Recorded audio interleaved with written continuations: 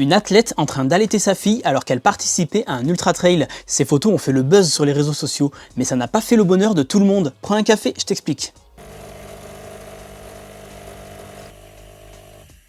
Sur la photo, tu vois Stephanie Case, c'est une avocate canadienne. Elle a remporté l'Ultra Trail de Snowdonia, une course de 103 km en Grande-Bretagne. Sachant qu'elle était partie dans les derniers et qu'elle s'est même arrêtée à 3 reprises pour allaiter sa fille de 6 mois. Les photos de cette scène ont été prises pendant la course par un photographe professionnel, Clément Cellier. Et ensuite, Peigné Vertical, une agence de communication au Savoyard qui avait missionné le photographe, les a publiées sur Instagram. Et le buzz a fonctionné. Pourquoi? Déjà parce que ça valorise le sport féminin. D'ailleurs, certaines courses cherchent à attirer plus de compétitrices. Mais aussi parce que Stephanie Case a fait son retour dans la compétition quelques mois seulement après une grossesse. Ces photos ont donc été partagées en masse sur les réseaux sociaux et l'agence en a perdu le contrôle. Alors les partages sur des comptes perso, c'est une chose, mais certains médias en ligne les ont aussi republiés pour surfer sur ce buzz, sans autorisation et parfois en modifiant les images ou en y mettant leur logo. Sauf que c'est illégal, le code de la propriété intellectuelle stipule que toute représentation ou reproduction intégrale ou partielle d'une œuvre faite sans le consentement de l'auteur est illicite. L'agence de com avait même pris soin de prévenir sur sa publication Instagram